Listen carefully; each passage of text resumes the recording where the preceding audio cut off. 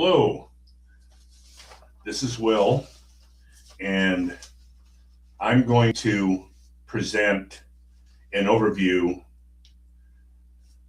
that kind of encapsulates what the shared wisdom patterns, snapshots, swoops, series, thinking tools are all about. The way that they're presented on our library, constructing a different mind flow than the normal reading approach for anyone that wants to participate with it. Also, bringing the best hotspots of topic, knowledge, insight into a format where the right brain gets to engage in the lead and oscillates, bringing the left brain into doing the reading of the selected hot spots of language brought in from the book. So here we go. We're living in a moment where the world is obsessed with artificial intelligence. Every headline tells us machines are getting smarter, faster, more capable. But I want to ask a different question tonight, or this morning, or whenever you're viewing this. Before we race ahead with artificial intelligence, have we fully developed our own intelligence? Not just IQ, not just data analysis. I'm talking about something deeper, experiential intelligence. Now, obviously, this phrase has been used a lot, but I think the meaning that I'm relaying needs to really be focused on. Experiential intelligence is our ability to understand how we think, to recognize the patterns that shape our decisions, our judgments, and how we connect with others. It's awareness of our values, beliefs, convictions. I group that as a composite of a true,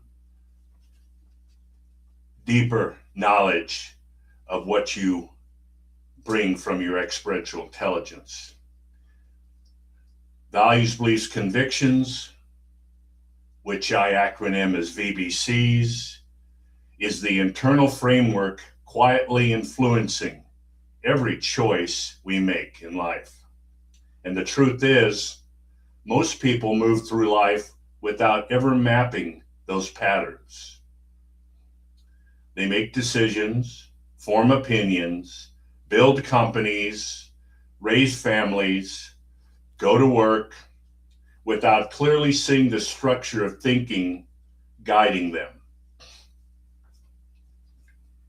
This structure of how they think, these patterns that are so embedded in our self-identity existence, they need to be drawn out and recorded, more so now than ever, as AI comes along and mixes, integrates, and intermingles with both our experiential intelligence knowledge, as well as our values, beliefs, and convictions, choosing and ranking judgments. And that's where my work begins. Over many years, I've developed a tool called Shared Wisdom Pattern Snapshots, or acronymed as SWOOPs, SWPS. It's a method designed to help people explore their experiential intelligence by visually mapping how their values, beliefs, and convictions produce the judgments with how they interact with the world. Each SWOOPs piece, portrait page, creates a kind of journey, a movement into deeper self-understanding. It connects identity and behavior to both consciousness and subconscious motivations. It helps people see not just what they choose, but how and why they choose it. The design itself engages our brains in a unique way. The right brain responds to shape, flow, and image. The left brain engages with structured language and interpretation. Altogether, the whole brain begins to oscillate.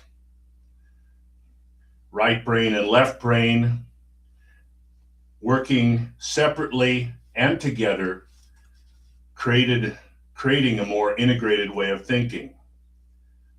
Because just like the body, the mind can experience strain. We all know what physical pain feels like: tension, tightness, fatigue, and we have tools to address it. But what about mental strain, stress, anxiety, overwhelm? We develop habits to cope, but rarely tools to truly understand what's happening beneath those patterns. Swoops offers a different kind of support. Each series includes portraits that act as reflective tools, guiding people toward a calmer, more balanced manner of thinking. Over time, participants begin to build what I call perception and perspective muscles. They strengthen their ability to notice their thoughts, question them, and when needed, change them. This is where divergent thinking comes in. Divergent thinking can be challenging. It can feel like an adventure and sometimes a lonely one. But it's also where new connections happen. Because when we see how we think, we gain the ability to reshape it.